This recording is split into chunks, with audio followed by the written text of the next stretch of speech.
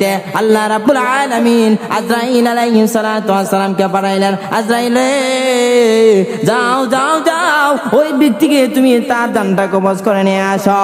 ওই ব্যক্তি যখন ইমাম সাহেবের বাড়িতে যাইবেন, ইমাম সাহেবের বাড়িতে গিয়ে সে বুঝবে আল্লাহ তাআলা তার গুনাহ মাফ করবেন কিনা। তওবা করার জন্য যখন রওনা হয়ে গেল, পথের মধ্যে আল্লাহ রাব্বুল আলামিন ওই ব্যক্তিকে ইন্তেকাল ফরমাইলেন। ওই ব্যক্তির ইন্তেকাল হয়ে গেল। ইন্তেকাল যখন হয়ে গেল, জাহান্নাম থেকে ফেরেশতারা আসছে জাহান্নামে নিয়ে যাওয়ার জন্য, জান্নাত থেকে ফেরেশতারা আসছে জান্নাতে নিয়ে যাওয়ার জন্য। দুই দল ফেরেশতার মধ্যে যখন দ্বিধাদ্বন্দ্ব শুরু হয়ে গেল, ঝগড়া শুরু হয়ে গেল। কেউ বলে না আমরা তাকে জাহান্নামে নিয়ে যাব, আবার কেউ কেউ বলে না না আমরা তাকে জান্নাতের মধ্যে নিয়ে যাব। এমনি আল্লাহ রাব্বুল আলামিন জিবরাইল আলাইহিস সালাতু ওয়াস সালামকে ডাক দিয়ে বলে, জিবরাইল রে যাও যাও যাও রে জিবরাইল, তুমি সমাধানটা দিয়ে আসো। কি সমাধান দিবা, কি সমাধান দিবা?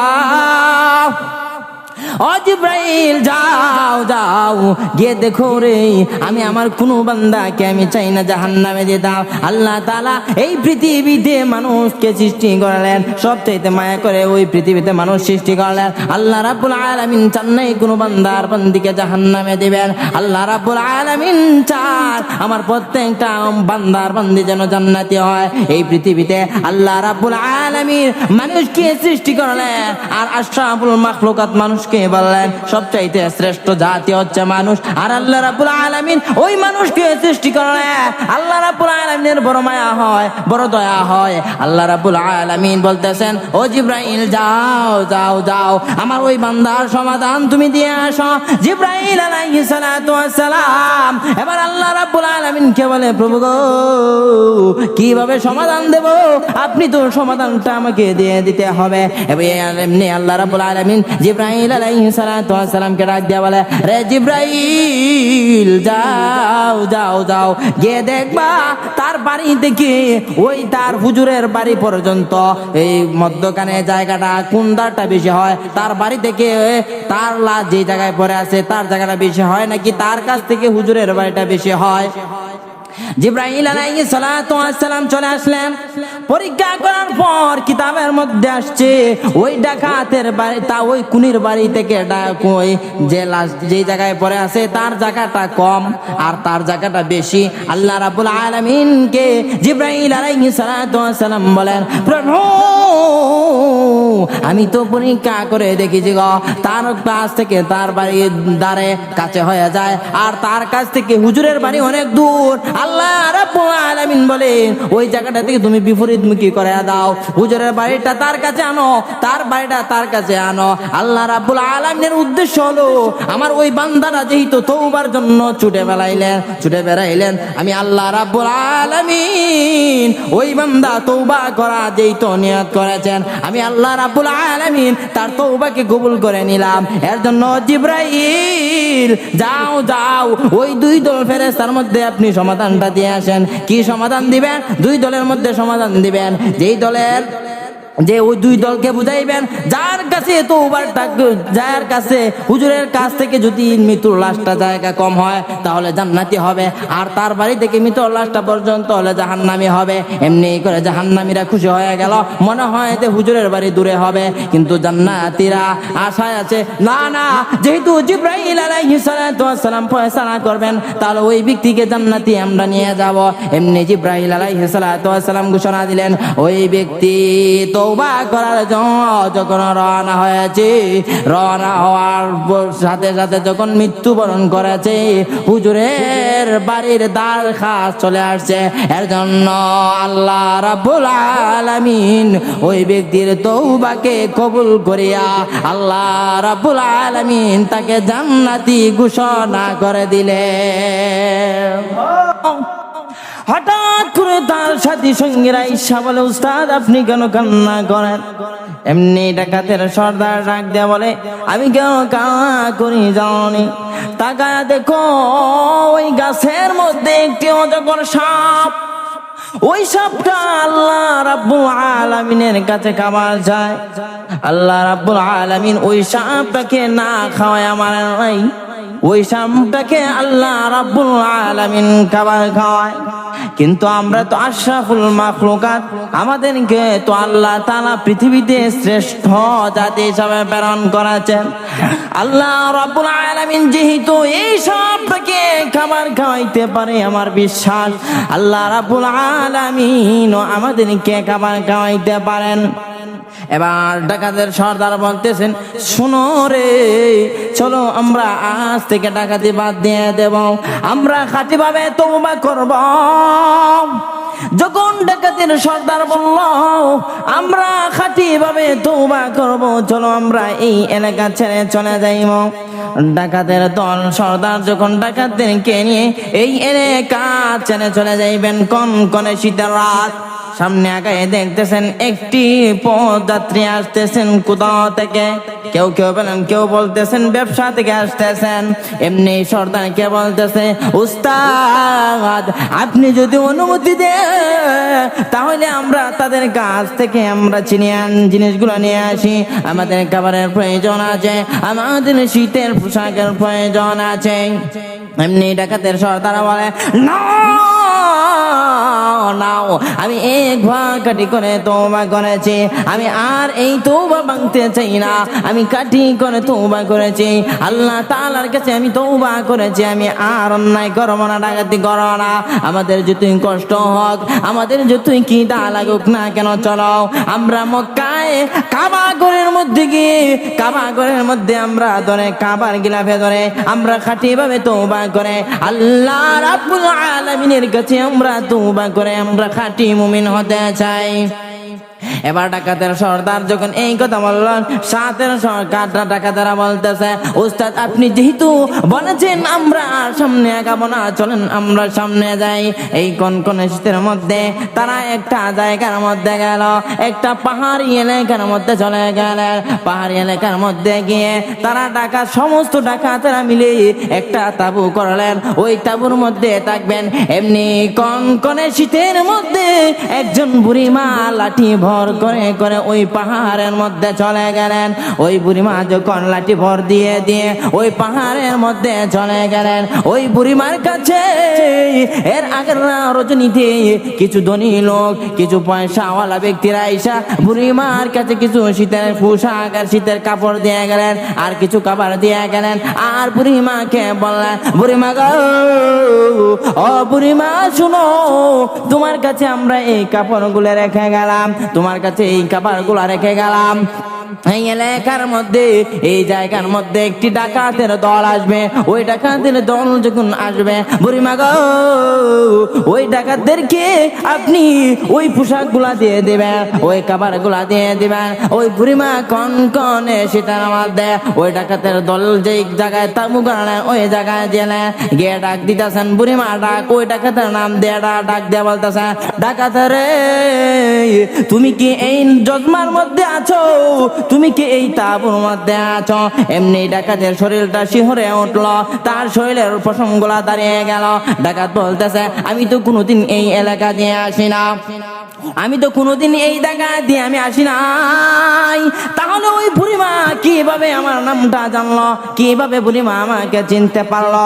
ডাকাতে ভয় পেয়ে ডাকাতের ভিতরে একটা কেমন জানি ভয় কাজ করতেছে। ওই ডাকাত বাইরে হয়ে বলতেছে, বুড়িমা গো, ও বুড়িমা, তোমার বাড়ি হয়তো এই আশেপাশে হবে, ওগো বুড়িমা, আমি তো জীবনে কোনোদিন এই এলাকায় আসি নাই, এই দিকে আমি আসি নাই, আপনি কিভাবে আমার নামটা জানলেন, আপনি কিভাবে আমার নামটা জানলেন? এমনি বুড়িমা বলে, ডাকাত রে শুন, ডাকাত শোন, আমার কাছে কিছুদিন পূর্বে কিছু ধনী লোক আমার কাছে কিছু কাপড় রেখে গিয়েছে, কিছু খাবার রেখে গিয়েছে, আর বলে গিয়েছে ওই জায়গায় একটা ডাকাতের দল আসবে তাদেরকে দেওয়ার জন্য।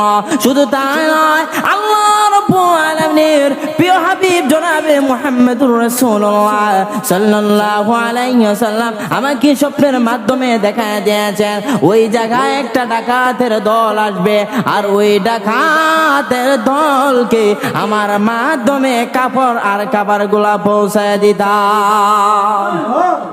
এমনি ডাকাত হতভম্ব হয়ে গেল, আর বলতেছেন, বুড়িমা গো, ও বুড়িমা, আমি তো ওয়াদা করেছিলাম কারো কাছ থেকে হাদিয়া গ্রহণ করব না, আমি কারো কাছ থেকে হাদিয়া নিব না। কিন্তু গো বুড়িমা, আমার আর বুঝার বাকি নাই, আমার আর বুঝার বাকি রইল না, আমার বুঝে ধরে গেছে, আমার বুঝে আসছে গো বুড়িমা, যে তো আপনার মাধ্যমে আমি ডাকাতের কাছে কাপড় আর কাপড় চলে আসছে, আমার ডাকাত, আমি ডাকাতের বিশ্বাস হয়ে গেছে গো বুড়িমা। হয়তো আল্লাহ রাব্বুল আলামিন আমার তওবাকে কবুল করে নিয়েছেন। এর জন্য আল্লাহ রাব্বুল আলামিন বলেন, তুবু ইলাল্লাহি তাওবাতান নাসুহা। আল্লাহ রাব্বুল আলামিন বলেন, আরে দুনিয়ার মায়ার বান্দার বান্দিরা শোনো, তোমরা যদি খাঁটিভাবে তওবা নাসুহা করতে পারো, আমি আল্লাহ রাব্বুল আলামিনের কাছে তওবা করে যদি তোমরা চোখের পানি পালাইতে পারো, তোমাদের চোখের পানি নাকের ডগার আশায় আগে আগে আমি আল্লাহ রাব্বুল আলামিন তোমাদের তওবাকে কবুল করে নিই। শুধু তাই নয়, আর অনেক ঘটনা আছে, অনেক বড় বড় ডাকাত যারা তওবা করে খাঁটি মুমিন হয়েছেন এবং আল্লাহর ওলি হয়ে দুনিয়া থেকে বিদায় হয়েছে। আরেকজন ডাকাত, অনেক বড় একজন ডাকাত, যার নাম ছিল, যে ডাকাতের নাম ছিল বশিরউদ্দিন। যে বশিরের ডাকাতের নাম শুনলে পুরো এলাকা থরথর করে কাঁপত। একদিন এই ডাকাত, বশির ডাকাত, গভীর রজনীতে একটি জঙ্গল দিয়ে হাঁটতে লাগলেন। এমনি কান্নার আওয়াজ শুনতেছেন। ওই ডাকাত যখন জঙ্গল দিয়ে আগাইতেছি, এমনি যখন কান্নার আওয়াজ শুনতেছে, এমনি সামনে গিয়ে দেখি টুপি পাঞ্জাবি পরনেওয়ালা একজন ছাত্র কান্না করতেছে। আমার লক্ষ্য করুন, ওই ডাকাত বশিরউদ্দিন ওই ছাত্রের কাছে গা বলতেছেন, বাজানে রে, তুমি কেন কান্না করো? তোমার কান্নার কারণ কি আমাকে বলবানি? এমনি মাদ্রাসার ছাত্র বলতেছেন, কে গো আপনি কে? আপনাকে তো আমি চিনি নাই, কোনোদিন দেখিও নাই। কে আপনি? এমনি ডাকাত বশিরউদ্দিন বলে, রে বাবা শুন, আমার নাম কি তুই কোনোদিন শুনস নাই? আমার নাম বশির। এমনি মাদ্রাসার ছাত্র বলে, শুনেছি বহুতবার আপনার নাম শুনেছি, কেন আপনার নাম শুনবো না? যার নাম শুনলে পুরো এলাকা তোল করে কাঁপে। যেই দোকানে বশিরউদ্দিন চলে যায়, ওই দোকান তার জন্য ফ্রি হয়ে যায়। যেই জায়গাতে যায় বশিরউদ্দিনের জন্য সব ফ্রি হয়ে যায়, কারণ সব চাইতে বড় ডাকাত বশিরউদ্দিন।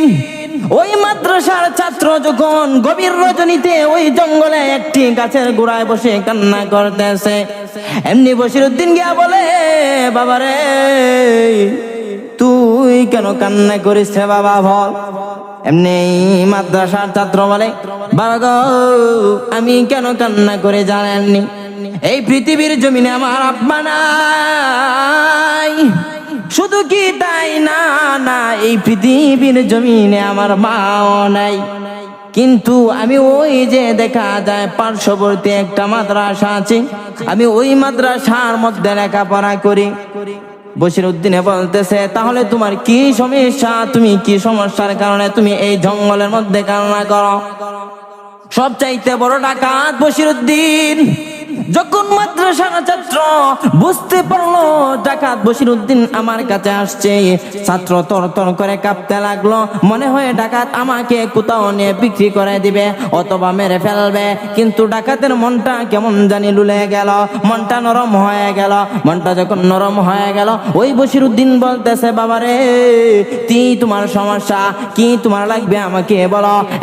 এমনি বশিরউদ্দিনের কাছে ওই কি তোমার লাগবে আমাকে বলো।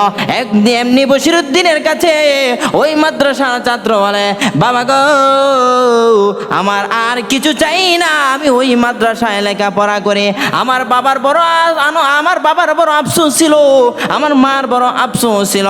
আমি যখন দুনিয়াতে ভূমিষ্ঠ হয়েছি, আমি আমার মার কাছ থেকে, আমার নানির কাছ থেকে, আমি আত্মীয় স্বজনের কাছ থেকে শুনেছি, আমার মা যখন আমাকে গর্ভে ধারণ করায়, আমার মা সব সময় বলতো, আমার ছেলেটা যদি দুনিয়াতে ভূমিষ্ঠ হয়, আমি আমার সন্তানটাকে আলেম বানাবো, আমার সন্তানটাকে কোরআনের হাফেজ বানাবো।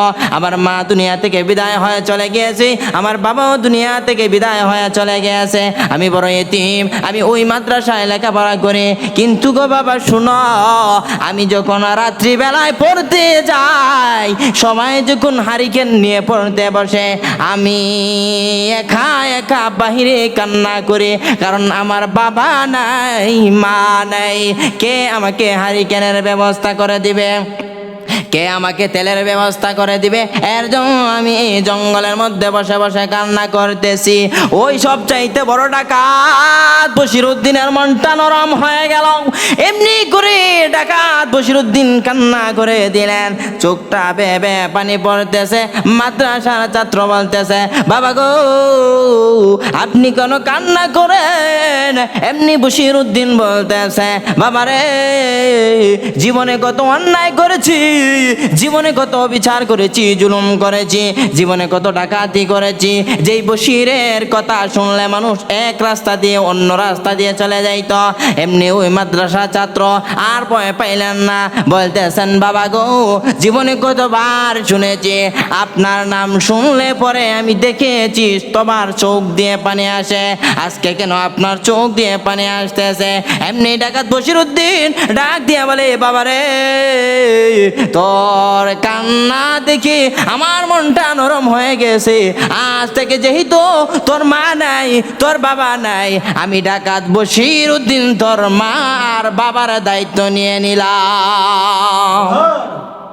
এমনি ডাকাত বশিরউদ্দিন চলে গেলেন একটি বাজারের মধ্যে, আর সন্তানকে বলে গেলেন, সন্তান তুমি ওই জায়গার মধ্যে বসে থাকো, আমি বাজার থেকে তোমার জন্য হারিকেনের ব্যবস্থা করতেছি, তোমার জন্য তেলের ব্যবস্থা করতেছি। বাবারে তুমি ওই জায়গার মধ্যে বসো, আমি তোমার জন্য তেল নিয়ে আসি। এমনি ডাকাত বশিরউদ্দিন একটা বাজারের মধ্যে চলে গেল, গিয়ে বাজারের দরজার মধ্যে যখন করাঘাত করলো, নক করলেন, এমনি দোকানদার উঠে বলতেছে, কে আপনি ডাকলেন? এমনি বলতেছেন, আমি বশিরউদ্দিন। যেমনি ভাবে বললেন আমি বশিরউদ্দিন, ডাকাত বশিরউদ্দিন বলেন, আমার কথা শোনার সঙ্গে সঙ্গে তার শরীরের মধ্যে কাঁপুনি উঠে গেল, তার শরীরের মধ্যে কেমন জানি 100 সেন্টিমিটার জ্বর উঠতে লাগলো। এমনি বলতেছে, ডাকাত দাদা তুমি কি চাও? ওই ডাকাতকে সবাই বড় দাদা ডাকতো, অথবা কেউ কেউ বলেন তাকে সবাই উস্তাদ ডাকতো। এমনি বলতেছে, উস্তাদ আপনার কি চাই? বলতেছে, রে দোকানিওয়ালা শোন, আমি 10 মিনিট আগে যেই বশিরউদ্দিন ছিলাম, সেই বশিরউদ্দিন আমাকে ভাববেন না, আমি আগামীকালকের যেই বশির ছিলাম, আজকে সেই বশির না। এমনি বলতেছে, উস্তাদ আপনার কি চাই? বলতেছে, তোমার দোকানে কি তেল আছে?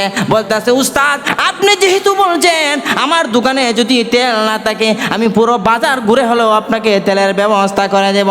কেমন ভয় পাইতেন ডাকাত বশিরউদ্দিনকে। এমনি বশিরউদ্দিন বলতেছে, রে ভাই শুন, গিয়ে গতকালকে যেই বশিরউদ্দিন তোরা ভেবেছিলে, আজকে আমি সেই বশিরউদ্দিন নয়, ভয় পাইবে না। বলতেছে, উস্তাদ আপনার কি পরিমাণ তেলের প্রয়োজন? বলতেছে, আমার একটা মাদ্রাসার ছাত্র মাদ্রাসায় লেখাপড়া করে রাত্রিবেলা লেখাপড়ার জন্য ব্যবস্থা করতেছে, আমি তার জন্য তেল আর হারিকেনের ব্যবস্থা করতেছি, হালকা বেশি লাগবে না, অল্প কিছু তেল হলে আমার চলবে। বলতেছে, উস্তাদ আপনার এই গন্তব্য স্থান কোনটা? আমাকে বলুন, আমি তেলটা ওই জায়গার মধ্যে নিয়ে যাই। বশিরউদ্দিন বলতেছে, না না না না, আমার মাথায় তেলের দামটা তুমি উঠায় দাও, আমি নিয়ে যাব। বলতেছে, না না উস্তাদ, এটা বেয়াদবি হয়ে যাবে, আমাকে বলুন আমি ওই জায়গার মধ্যে দিয়ে আসি। কেমন ভয় পাইতেন ডাকাত বশিরউদ্দিনকে। কিন্তু ডাকাত বশিরউদ্দিন আগের ডাকাত বশিরউদ্দিন, এমনি ডাকাত বশিরউদ্দিন তেলটা নিয়ে ওই সন্তানের কাছে গেলেন। সন্তানের কাছে যখন গেলেন, ডাকাত বশিরউদ্দিন ওই সন্তানটাকে নিয়ে যখন মাদ্রাসায় নিয়ে চলে গেলেন, ডাকাত বশিরউদ্দিন বলেন, বাবা শুন, আমি জীবনে কত ডাকাতি করেছি, কত অন্যায় করেছি, কত অত্যাচার জুলুম করেছি, কোনোদিন আমার চোখ দিয়ে পানি আসে না, কিন্তু তোরে দেখে আমার তো মায়া লেগেছে।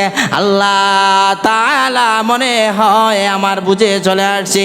আল্লাহ তাআলা আমাকে আল্লাহ তাআলার সঠিক পথ দেখানোর জন্য তোকে এই জঙ্গলের মধ্যে উসিলা বানায়া পাঠিয়েছে। যেই ডাকাত বশিরউদ্দিনের কথা শুনলে পুরো এলাকা তরতর করে কাঁপতো। নিজের স্বেচ্ছায় তাকে সম্পদগুলা বুঝাইয়ে দিত আর বলতো, নেও ডাকাত বশির, তুমি সম্পদগুলা নিয়ে যাও, তারপরও আমাদেরকে ছেড়ে দাও। এইভাবে এত বড় ডাকাত বশিরউদ্দিন একদিন ওই মাদ্রাসার ছাত্রর কান্না দেখে তার মনটা লুলে গেল, আর তেল আনার জন্য চলে গেলেন। তেল আনিয়া ওই সন্তানের কাছে বইসা এই কাটি তওবা করলেন, এমনভাবে তওবা করলেন কিতাবের মধ্যে আসছে এক পর্যায়ে সব চাইতে বড় আল্লাহর ওলি হইয়া দুনিয়া থেকে বিদায় হয়ে চলে গেলেন। এখন আরো অনেক ঘটনা আছে, দুনিয়াতে অনেক অত্যাচার জুলুম, যে জুলুমের শেষ নাই, যে জুলুমের ফাড়াফাড় নাই। এই জুলুম, অত্যাচার, নিপীড়ন, ডাকাতি, হাজারি, খুন করেছেন, কিন্তু আল্লাহ তাআলার কাছে তওবা করেছে, এমনভাবে তওবা করেছে যেই তওবা করার মাধ্যমে আল্লাহ তাআলা তাদেরকে শুধু ডাকাতি নন, তাদেরকে আল্লাহর ওলি বানায় আল্লাহ তাআলা এই দুনিয়া থেকে বিদায় করেছেন। যেমনভাবে একজন ডাকাত আছে যার নাম হচ্ছে ফুজাইল ইবনে ইয়াজ। ফুজাইল ইবনে ইয়াজ রহমতুল্লাহ আলাইহি পরিশেষে সে একজন আল্লাহর ওলি হয়ে দুনিয়া থেকে বিদায় হলেন। তো ফুজাইল ইবনে ইয়াজ ডাকাতদের বড় একজন সর্দার। তো সর্দার সে ডাকাতি করবে, তার সঙ্গপঙ্গ নিয়ে এক পর্যায়ে ডাকাতি করতে চলে গেল। যখন ডাকাতি করতে চলে গেল, ডাকাতি করবে এমনিতেই ফুজাইল ইবনে ইয়াজ হঠাৎ করে দেখতেছে কান্না করতেছে।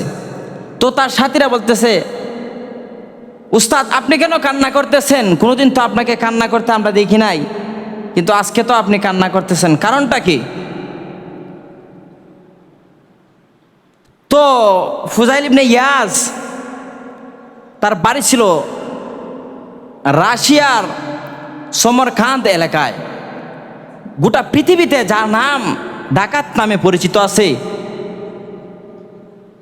ফুজাইল ইবনে ইয়াজ রাশিয়া সমরকান্দ এলাকার। তো এলাকার মধ্যে যাচাই বাছাই করিয়া 40 জন ডাকাত তারা পাইছে যে তারা তাদের পাওয়ার শক্তি সবচাইতে বেশি। এই 40 জনের সর্দার হচ্ছেন ফুজাইল ইবনে ইয়াজ। ফুজাইল ইবনে ইয়াজ এত বড় ডাকাত, রাশিয়ার সমরকান্দ এলাকার সবচাইতে বড় ডাকাত ফুজাইল ইবনে ইয়াজ। এত বড় ডাকাত হওয়ার পর ফুজাইল ইবনে ইয়াজের কথা যখন কেউ শুনতেন, কোনো মুসাফির শুনতেন, ওই রাস্তা দিয়ে আর যাইতেন না, অন্য এক রাস্তা তারা বেছে নিতেন, কিন্তু ওই রাস্তা দিয়ে যাইতেন না। কেন যাইতেন না? কারণ হলো ফুজাইল ইবনে ইয়াজ যদি দেখে ফেলে তাহলে আমাদেরকে হত্যা করবে, আমাদের সম্পদগুলো ছিনিয়ে নিবে। ফুজাইল ইবনে ইয়াজ একদিন ডাকাতি করার জন্য যখন রওনা হয়ে গেল, ডাকাতি করবে, এমনি করে কেমন জানি তার শরীরটা একটা ঝাড়া দিয়ে উঠলো, শরীরের মধ্যে তাপ চলে আসলো। ফুজাইল ইবনে ইয়াজ এত বড় ডাকাত, সামনে আর একটি পাও আগায় না। এমনি করে 40 জন ডাকাত বলতেছে, উস্তাদ আপনি কেন সামনে বাড়েন না, সামনে কেন আগান না? আমরা ওই একটা আসতেছে দেখা যায় দল, আমরা ডাকাতি করব। ডাকাতি করব বলে আমরা সামনে যখন আগাইতাছি, 40 জন যখন সামনে আগায়, ফুজাইল ইবনে ইয়াজ বলে, ও আমার সাথীরা তোমরা শুনো, আমার মনের মধ্যে একটা ধাক্কা লেগেছে, আমার মনের মধ্যে একটা ধাক্কা লেগেছে। আমার মনে হয় দুনিয়াতে আর বেশি দিন বাঁচব না, এই দুনিয়া থেকে মনে হয় চলে যাইতে হবে। ওই গোত্রের কাছে, ওই দলের কাছে আর যাইবা না, ওই গোত্রটাকে তোমরা ছেড়ে দাও। 48 জন বলতেছে, ওস্তাদ গো, ওই যে দেখা যায় যে দলটা আসতেছে ওই দলটার কাছে মনে হয় জিনিসপত্র বেশি আছে, আমরা একদিন ডাকাতি করলে অনেক দিন চলতে পারবো। এমনি ফুজাইল ইবনে ইয়াস বলতেছে, না না না, তোমরা সবাই চলো, আমরা বাড়িতে রওনা হয়ে যাব। ফুজাইল ইবনে ইয়াস বাড়িতে চলে গেল। বাড়িতে যাওয়ার পর ফুজাইল ইবনে ইয়াসের 2টা ঘর ছিল। একটা ঘর হলো মূল ঘর, আর একটা ঘর হলো বাংলা ঘর। কেউ কেউ বলেন তারা এলাকায় না আসিয়া একটা দূরবর্তী এলাকায় চলে গেল। সফর সাথীরা ওই এলাকার মধ্যে ওই ঘরের মধ্যে তারা রাত্রি আশ্রয় নিল। ফুজাইল ইবনে ইয়াসের কথা তারা ভাবতে লাগলো। তারা বলতেছে, তোমরা যে রূপার দেন, তোমরা যে তোমাদের কাছে টাকা পয়সা রেখেছ, তোমাদের কাছে খেজুরগুলা রেখেছ, খাবারগুলা রেখেছ, ওই এলাকার মধ্যে সবচাইতে বড় একজন ডাকাত, যেই ডাকাতের নাম ফুজাইল ইবনে ইয়াস, ওই ফুজাইল ইবনে ইয়াস যদি দেখে ফেলে তাহলে আমাদের সব ছিনিয়ে নিবে। আর ওই সময় ডাকাত ফুজাইল ইবনে ইয়াসও ওই ঘরের মধ্যে উপস্থিত হয়ে গেলেন। আর ফুজাইল ইবনে ইয়াস ওই তাদের কথাগুলো শুনতেছেন, আর তারা বলতেছে, তোমরা শোনো রে, তোমাদের জিনিসপত্রগুলা ভালো করে সাজিয়ে রাখো, ভালো করে গুছিয়ে রাখো। ওই এলাকার মধ্যে সবচাইতে বড় ডাকাত ফুজাইল ইবনে ইয়াস যদি খবর পায় আর জানতে পারে আমরা এখানে আছি, তাহলে আমাদের সবগুলা লুটে নিবে। এমনি ডাকাত ফুজাইল ইবনে ইয়াস রহমতুল্লাহি আলাইহি তাদের ওই কথাগুলো শুনলেন, শুনিয়া বাহিরের একটা উস্তার মধ্যে চলে আসলেন। কেউ কেউ বলেন না না, ওই পাহাড়ের মধ্যে চলে গেল, একটি গাছের গোড়ায় গিয়া কান্না করতে লাগলো।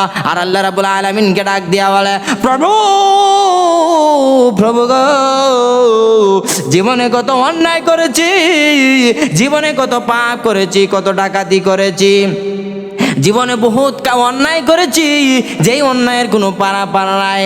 আমি ফুজাইলের কথাটা যেই ঘরের মধ্যে আলোচনা করা হয়, যেই রাষ্ট্রের মধ্যে আলোচনা করা হয়, ফুজাইলের তো কোনো সুসংবাদ পায় না। ফুজাইলের জন্য কোনো কেউ দোয়া করে না, সবাই বদদোয়া করে। ওগো আল্লাহ, আমি ফুজাইল নিজের কানে শুনেছি তারা বলতেছে ফুজাইলকে ভয় পেয়ে, কিন্তু এই পৃথিবীর জমিনে আপনি তো আমাদেরকে বিচরণ করার সুযোগ দিয়েছে, আপনাকে আমার ভয় পাইতে হবে। আমার ডাকাতের দলকে নিয়ে আমি ওই ঘরের মধ্যে গিয়েছিলাম রাত্রি যাপন করার জন্য। আমি গিয়ে শুনেছি ফুজাইল এত বড় ডাকাত হয়ে গেলাম, ফুজাইলের এত বদনাম আর এত বদদোয়া আমি আর সহ্য করতে পারছি না। প্রভু গো, আমাকে আপনি মাফ করিয়া দুনিয়া থেকে বিদায় করেন। এমনি ফুজাইল তার সাথে 40 জন ডাকাতকে নিয়ে আল্লাহ রাব্বুল আলামিনের কাছে এমন ভাবে দোয়া করলেন আর এমন ভাবে তওবা করলেন, কিতাবের মধ্যে আসছে ফুজাইল ইবনে ইয়াস এমন ভাবে তওবা করেছে, আল্লাহ তাআলা ফুজাইলকে আল্লাহর ওলি বানাইয়া দুনিয়াতে বিদায় করে নিয়েছে। এমন অনেক ঘটনা আছে।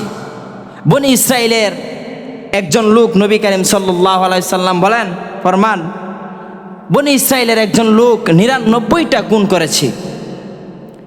99টা খুন করার পর সে জানতে পারলো ওই এলাকায় একজন দার্শনিক আছে। তো দার্শনিকের কাছে গেছে, সে বিজ্ঞ একজন মানুষ, গিয়ে বলতেছে, আমি তো এমন অন্যায় করেছি যে অন্যায়ের পারাপার নাই, যে অন্যায় পৃথিবীর কেউ করে নাই, আমি এই অন্যায় করেছি। তো যাও যাও যাও, ওই ব্যক্তিকে তুমি তার জানটা কবজ করে নিয়ে আসো। ওই ব্যক্তি যখন ইমাম সাহেবের বাড়িতে যাইবেন, ইমাম সাহেবের বাড়িতে গিয়ে সে বুঝবে আল্লাহ তাআলা তার গুনাহ মাফ করবেন কিনা। তওবা করার জন্য যখন রওনা হয়ে গেল, পথের মধ্যেই আল্লাহ রাব্বুল আলামিন ওই ব্যক্তিকে ইন্তেকাল ফরমাইলেন। ওই ব্যক্তির ইন্তেকাল হয়ে গেল। ইন্তেকাল যখন হয়ে গেল, জাহান্নাম থেকে ফেরেশতারা আসছে জাহান্নামে নিয়ে যাওয়ার জন্য, জান্নাত থেকে ফেরেশতারা আসছে জান্নাতে নিয়ে যাওয়ার জন্য। দুই দল ফেরেশতার মধ্যে যখন দ্বিধাদ্বন্দ্ব শুরু হয়ে গেল, ঝগড়া শুরু হয়ে গেল, কেউ বলে না আমরা তাকে জাহান্নামে নিয়ে যাব, আবার কেউ কেউ বলে না না আমরা তাকে জান্নাতের মধ্যে নিয়ে যাব। এমনি আল্লাহ রাব্বুল আলামিন জিবরাইল আলাইহিস সালাতু ওয়াস সালামকে ডাক দেয়া বলে, জিবরাইল রে, যাও যাও যাও রে জিব্রাইল, তুমি সমাধানটা দিয়ে আসো। কি সমাধান দিবা, কি সমাধান দিবা? ও জিব্রাইল যাও যাও গিয়ে দেখো রে, আমি আমার কোনো বান্দাকে আমি চাই না জাহান্নামে যেতাম। আল্লাহ তাআলা এই পৃথিবীতে মানুষকে সৃষ্টি করলেন, সবচাইতে মায়া করে ওই পৃথিবীতে মানুষ সৃষ্টি করলেন। আল্লাহ রাব্বুল আলামিন চান নাই কোনো বান্দার বান্দিকে জাহান্নামে দেবেন। আল্লাহ রাব্বুল আলামিন চান আমার প্রত্যেকটা বান্দার বান্দি যেন জান্নাতি হয়। এই পৃথিবীতে আল্লাহ রাব্বুল আলামিন মানুষকে সৃষ্টি করলেন, আর আশরাফুল মাখলুকাত মানুষকে বললেন সবচাইতে শ্রেষ্ঠ জাতি হচ্ছে মানুষ। আর আল্লাহ রাব্বুল আলামিন ওই মানুষকে সৃষ্টি করলেন। আল্লাহ রাব্বুল আলামিনের বড় মায়া হয়, বড় দয়া হয়। আল্লাহ রাব্বুল আলামিন বলতেছেন, ও জিব্রাইল যাও যাও যাও আমার ওই বান্দার সমাধান তুমি দিয়ে আসো। জিব্রাইল আলাইহিস সালাতু ওয়াস সালাম এবার আল্লাহ রাব্বুল আলামিনকে বলে, প্রভু গো কিভাবে সমাধান দেব? আপনি তো সমাধানটা আমাকে দিয়ে দিতে হবে। এমনি আল্লাহ রাব্বুল আলামিন জিব্রাইল আলাইহিস সালাতু ওয়াস সালামকে ডাক দিয়া বলে, রে জিব্রাইল যাও যাও যাও গিয়ে দেখবা তার বাড়ি থেকে ওই তার হুজুরের বাড়ি পর্যন্ত এই মধ্যখানে জায়গাটা কোন দ্বারটা বেশি হয়? তার বাড়ি থেকে তার লাশ যে জায়গায় পড়ে আছে তার জায়গাটা বেশি হয়, নাকি তার কাছ থেকে হুজুরের বাড়িটা বেশি হয়? জিব্রাইল আলাইহিস সালাতু ওয়াস সালাম চলে আসলেন। পরীক্ষা করার পর কিতাবের মধ্যে আসছে ওই ডাকাতের বাড়ি, তা ওই কুনির বাড়ি থেকে ওই যে লাশ যে জায়গায় পড়ে আছে তার জায়গাটা কম আর তার জায়গাটা বেশি। আল্লাহ রাব্বুল আলামিনকে জিব্রাইল আলাইহিস সালাতু ওয়াস সালাম বলেন, প্রভু আমি তো পরীক্ষা করে দেখেছি গো, তার কাছ থেকে তার বাড়ি দ্বারে কাছে হয়ে যায়, আর তার কাছ থেকে হুজুরের বাড়ি অনেক দূর। আল্লাহ রাব্বুল আলামিন বলেন ওই জায়গাটা থেকে তুমি বিপরীতমুখী করে দাও, হুজুরের বাড়িটা তার কাছে আনো, তার বাড়িটা তার কাছে আনো। আল্লাহ রাব্বুল আলামিনের উদ্দেশ্য হলো আমার ওই বান্দাটা যেহেতু তওবার জন্য ছুটে বেড়াইলেন, আমি আল্লাহ রাব্বুল আলামিন ওই বান্দা তওবা করা যেহেতু নিয়ত করেছেন, আমি আল্লাহ রাব্বুল আলামিন তার তওবাকে কবুল করে নিলাম। এর জন্য জিব্রাইল যাও যাও ওই দুই দল ফেরেশতার মধ্যে আপনি সমাধানটা দিয়ে আসেন। কি সমাধান দিবেন? দুই দলের মধ্যে সমাধান দিবেন। যেই দলের যে ওই দুই দলকে বুঝাইবেন যার কাছে তওবারটা, যার কাছে হুজুরের কাছ থেকে যদি মৃত্যুর লাশটা জায়গা কম হয় তাহলে জান্নাতি হবে, আর তার বাড়ি থেকে মৃত্যুর লাশটা পর্যন্ত হলে জাহান্নামী হবে। এমনি করে জাহান্নামীরা খুশি হয়ে গেল, মনে হয় যে হুজুরের বাড়ি দূরে হবে, কিন্তু জান্নাতীরা আশায় আছে না না, যেহেতু জিব্রাইল আলাইহিস সালাতু ওয়াস সালাম ফয়সালা করবেন তাহলে ওই ব্যক্তিকে জান্নাতি আমরা নিয়ে যাব। এমনি জিব্রাইল আলাইহিস সালাতু ওয়াস সালাম ঘোষণা দিলেন, ওই ব্যক্তি তওবা করার জন্য যখন রওনা হয়েছে, রওনা হওয়ার সাথে সাথে যখন মৃত্যুবরণ করেছে হুজুরের বাড়ির দ্বার খাস চলে আসছে। এর জন্য আল্লাহ রাব্বুল আলামিন ওই ব্যক্তির তওবাকে কবুল করিয়া আল্লাহ রাব্বুল আলামিন তাকে জান্নাতি ঘোষণা করে দিলেন। এর জন্য 100 গুণ করেও যদি মাপ পাওয়া যায় তাহলে আল্লাহ রাব্বুল আলামিনের কাছে আমরা কেন চাইব না? আমরা চাইতে হবে।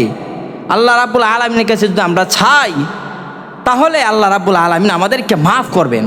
এমন অহরহ ঘটনা এই পৃথিবীতে আছে যারা বিশ্ববিখ্যাত ডাকাত ছিল, সন্ত্রাস ছিল, কিন্তু আল্লাহ রাব্বুল আলামিনের কাছে এমনভাবে তারা খাঁটি তওবা করেছে যে তওবা করার কারণে আল্লাহ তাআলা তাদেরকে মাফ করে দিয়েছেন। আপনারা শুনেছেন বড় পীর আব্দুল কাদের জিলানী রহমতুল্লাহি আলাইহি বাগদাদেশে বসবাস করত। বড় পীর আব্দুল কাদের জিলানী রহমতুল্লাহি আলাইহি যখন সফরে বাহির হইলেন, সফরে বাহির হওয়ার সাথে সাথেই একদল ডাকাতের সঙ্গে তার সাক্ষাৎ হয়ে গেল।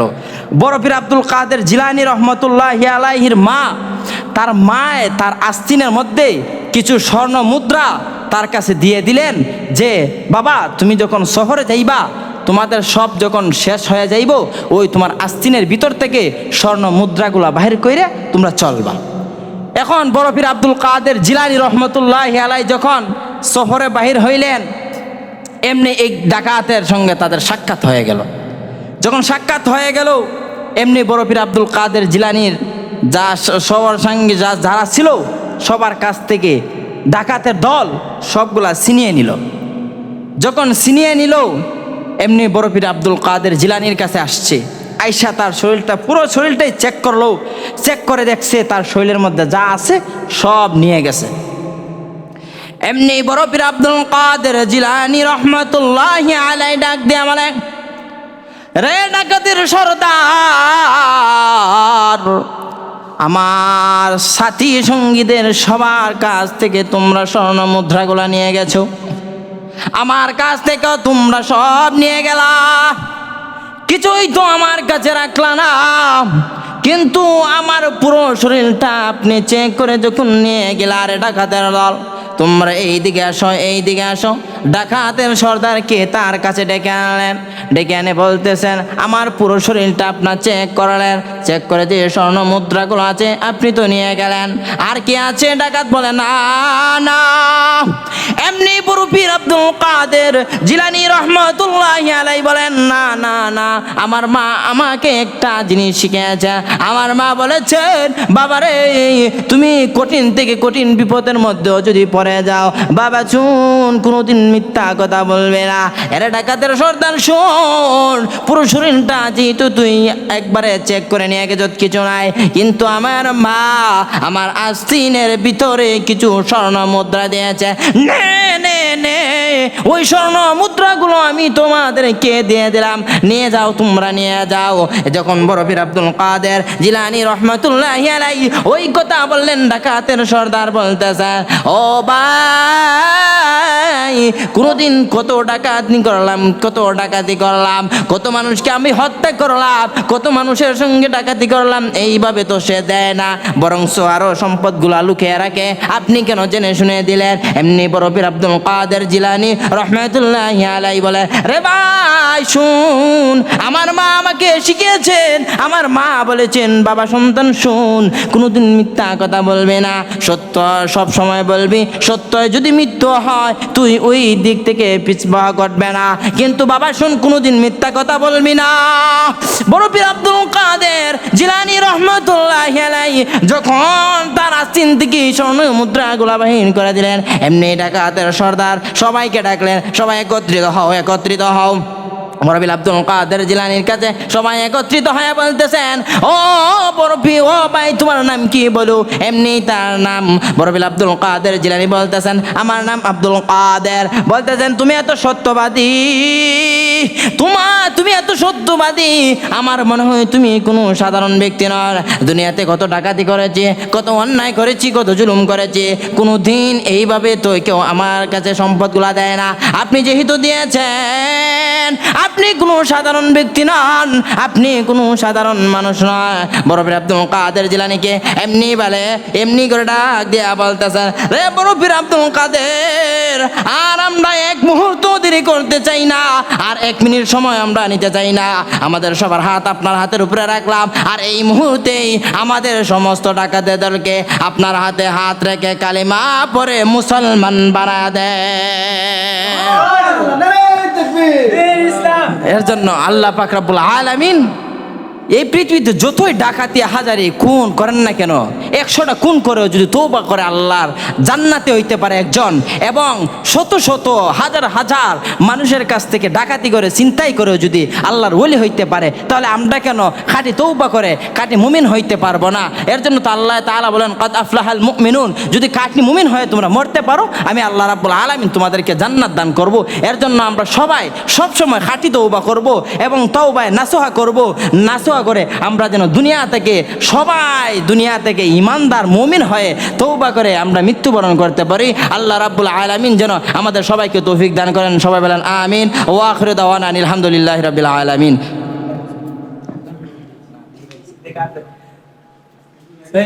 এটা একটু এদিকে আনো। কত দিলা? এই তো 1 লাখ হয়ে যাবে। 1500 না 1 লাখ না 70 কোন 1500 দিও একটু 2 লাখ ওই টাকা আছে না 2 লাখ টাকা দাও দেও হাওড়া লাগ 2 লাখ 2 লাখ 80000 2 লাখ 80000 না না 2 লাখ 80000 আরে দেখো আমরা তো কষ্ট হইছে পুরো মিটার টাকা গাড়ি কইলা দেবে 2 লাখ 80000 2 লাখ কই 28100 না না না না 2 লাখ 80000 আরে তাফিদ ভাই 2 লাখ 80000 ওর সাথে খোল এটা লাগান ভালো লাগবে না ও হালালে দেখতে পাইছে দইরে বুঝুন না কেন 1500 আছে নে আজকে পুরোপুরি খাওয়াইব এটা লাগাই আবার না আরে সুন্দর লাগবে তো না আমি একটা দেখো আমার না আবার না আগেটা লাইভ হইছে 2 লাখ 80 2 লাখ 2 লাখ 80 পুরোপুরি খাওয়াইব আজকে ও না ওই খাচ্ছি বিরিয়ানি নবীগঞ্জ গিয়া খাচ্ছি বিরিয়ানি আজকে চলবো দিন গিয়া খাওয়াই দিবা আনন্দ লাইভ হয়েছে আর হইব আর 10,000 পাবো কাইনেরা দিলা একটা এটা দে না না তা আমি গ্যার বাড়াইনি এবারে না গ্যার তুলে দেবো না ওয়াজ তুলছি এবারে আমি গ্যার দিতে বাড়াইয়ে তুমি হইছে না তো শেষ সিরে করে দি ওটা জীবন করতে না এটা মাইকে শুনে স্যার না আপনার মাইকের সমস্যা যখন 2 লাখ দিয়ে মারনা হইছে তুমি তো আগে কোনো না করে শুনি আপনার মাইকের সমস্যা শুনো এটা ডাইরেক্ট লাগে সুন্দর আর বয়স তুমি কিচ্ছু কিছু কিচ্ছু কেন না দিবি তবে ঠিক হারারও কথা দাও বলো মুল্লা আজকে খাচ্ছি বিরিয়ানি খাওয়াইলি বলা হইছে না দিছে এই তুমি মোর রেস্ট করো ওই আনসারই করো না কইলা না শুনি